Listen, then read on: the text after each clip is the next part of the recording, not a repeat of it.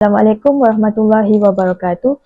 Today, our group will present about the problem of evil as a challenge to theism and atheistic critique. Introduction. Focus on one of the central debate in the philosophy of religion, the relationship between the existence of God and the evil and the reality of evil and suffering. The problem of evil is considered one of the strongest challenges to monotheistic theism because it questions whether an omnigod can exist in a world filled with suffering.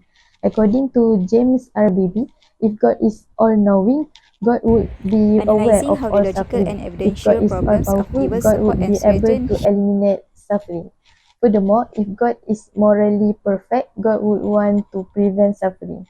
However, evil and suffering continue to exist. This study examined the view of David Hume, an 18th century Scottish philosopher and a skeptic, in dialogues concerning natural religion. Hume used the problem of evil to challenge the coherence of the concept of an omnigod. Therefore, this study aimed to analyze how Hume employed the problem of evil as a challenge to theism, evaluate the logical and evidential dimension of suffering, and examine the effectiveness of contemporary theism responses. Moving on to the problem statement of this study. The core issue here revolves around the traditional conflict in the philosophy of religion. How can an omnigod who is all-powerful, all-knowing, and all-good coexist with the harsh reality of world suffering? While David Hume heavily utilized this dilemma in his writing to attack theism, there is still a lack of systematic analysis on exactly how his classical arguments are reinforced by modern frameworks, specifically the logical and evidential problem of evil. We need to evaluate how far did his critique truly succeed in undermining the theistic worldview. Furthermore, although theists have defended their stance using major theodicies such as the free will defense and soul-making theodicy, the actual effectiveness of this response against Hume's specific argument remain highly contested and under-examined. Therefore, this study is driven by the need to critically analyze Hume's critique, assess the strength added by the logical and evidential problems, and finally evaluate whether theistic defense can genuinely survive this challenge. We move to the research questions. First, how does David Hume use the problem of evil to challenge the theistic concept of an omnigod? Second, how do the logical and evidential problem of evil supports and strengthens Hume's atheistic critique of theism? And lastly, how far do the free will defense and soul-making theodicies succeed in defending theism against the problem of evil? Next is research objective. First, to examine how David Hume employs the problem of evil to challenge the theistic concept of an omnigod. Second, to analyze how the logical and evidential problem of evil supports and strengthens Hume's atheistic critique of theism. And lastly, to evaluate the extent to which the free will defense and the soul-making theodicy successfully defend theism against the problem of evil. Research methodology. This study adopts a qualitative, library-based research designed to critically analyze philosophical arguments related to the problem of evil. The primary source of data is David Hume Dialogues Concerning Natural Religion, particularly parts 10 and 11, where he presents his central critique of theism. This section examines David Hume's critique on theism through the problem of evil. Hume argues that the reality of human suffering presents a serious challenge to the concept of an omnigod, which refers to the deity that is all-powerful, all-knowing, and perfectly good. According to the traditional theism, these attributes are essential characteristics of a perfect being. However, Hume questioned whether such a being can logically exist in a world filled with evil and suffering. In Dialogue Concerning Natural Religion, Hume revived the Epicurean paradox through the character of Philo. The paradox asks, if God is willing to prevent evil but unable to do so, then God is not all-powerful. If God is able to prevent evil but unwilling to do so, then God cannot be perfectly good. If God is both willing and able, then why does evil exist? Through this argument, Hume concludes that the existence of evil creates a logical contradiction within the concept of and omnilogical analysis, Hume also appeals to empirical observation. He points to natural disaster, disease, and the suffering experienced by animals as evidence that the world contains significant and unnecessary suffering. Hume further challenges common religious responses or theodicy. He argued that the free will defense cannot account for natural evils such as earthquakes and disease because this event occur independently of human choice. He also questioned whether extreme suffering is truly necessary for moral or spiritual development. According to Russell, Hume's arguments were intended not to challenge religious doctrine but also to weaken the intellectual foundation of religious authority. Ultimately, Hume concluded that the existence of omnigod appeared inconsistent with both logical reasoning and human experience. His critique forced theism to reconsider either the traditional attributes of God or the explanation for the existence of evil. Analyzing how the logical and evidential problems of evil support and strengthen Hume's atheistic critique of theism. This part includes three main points. Thus the logical problem of evil, the evidential problem of evil, empirical evidence of suffering, and the connection of modern philosophy, William Robbie. Let us begin with our first core point, the logical problem of evil and divine frugality. As we know, the logical problem of evil argues that the coexistence of an omnipotent, means omniscient, and omnibenevolent, but alongside real-world evil is a logical contradiction. Hume explores this tension through the lens of what we call strict frugality. Hume argues that if God's power is supposedly inexhaustible, there is no logical reason for nature to distribute survival faculties to living creatures in such a stingy or past-person manner.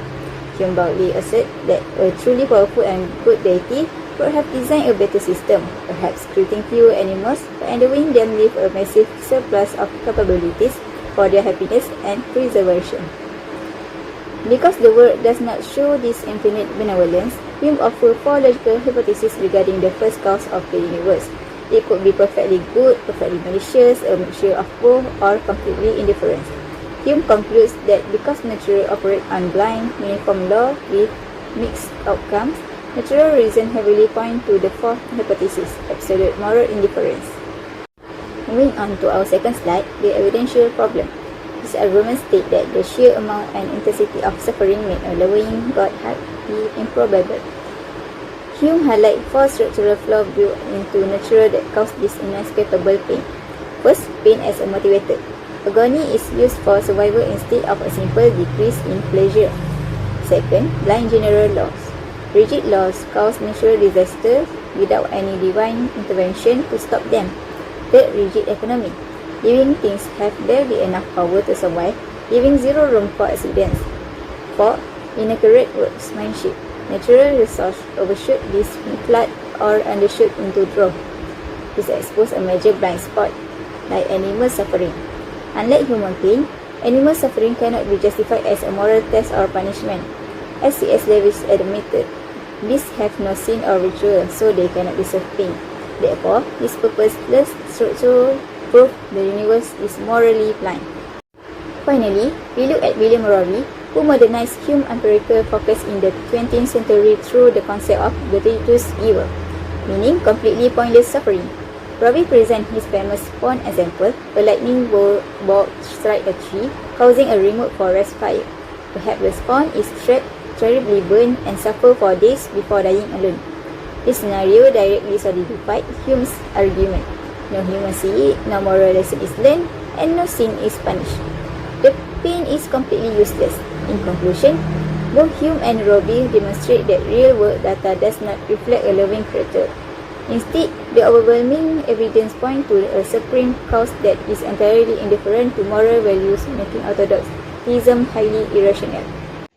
So next we move to evaluating the philosophical impact and effectiveness of Hume's critique in challenging religious belief and theistic explanations of suffering on free will defense theodicy.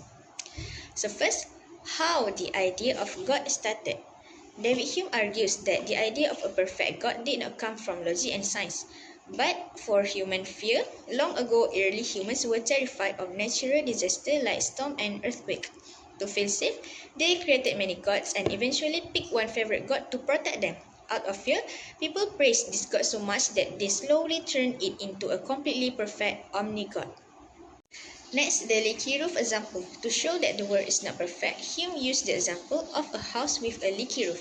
If a house has a leaking roof, it means the builder was weak, lazy, or bad at building. In the same way, our world is full of terrible diseases, natural disasters, and painful suffering. Because our world has so many problems, Hume says the Creator cannot be completely perfect or all loving. Next, the problem of evil. This creates a major logical problem. If God is strong and good, why is there still evil in the world? Instead of using logic to answer this question, religious people ignore it because they are afraid of death and sickness. Out of desperation to feel safe, they blindly praise God and ignore all the suffering around them, even when terrible things happen.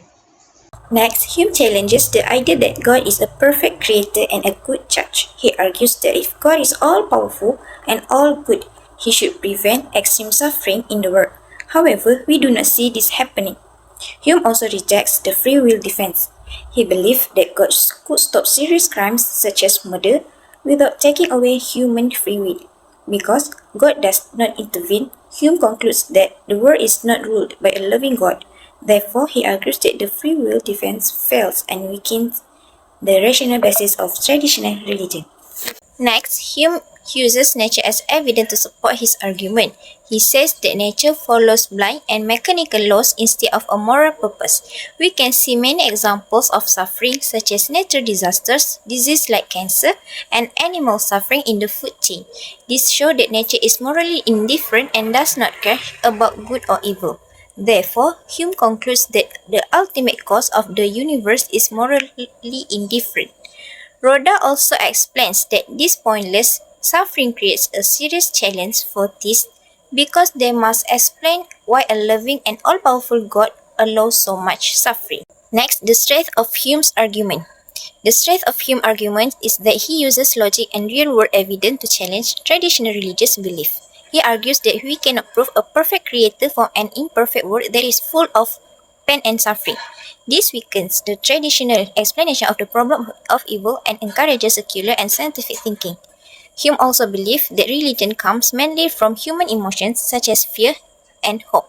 Finally, he argues that morality does not depend on religion but comes from human sympathy and concern for society. In conclusion, Hume uses the problem of evil to challenge traditional theism. He argues that the existence of evil and suffering is difficult to reconcile with the belief in all-powerful, all-knowing and all-good God. His arguments, including the logical and evidential problems of evil, have influenced secular philosophy and the philosophy of religion. Even today, the problem of evil remains one of the most important debates in philosophy. Thank you.